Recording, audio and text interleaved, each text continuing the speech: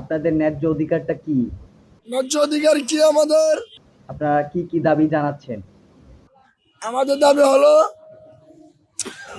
সেটা আমি বলতে পারি না, দুঃখিত ভাই। বলেন। আমাদের একটাই দাবি, আমরা বলেন।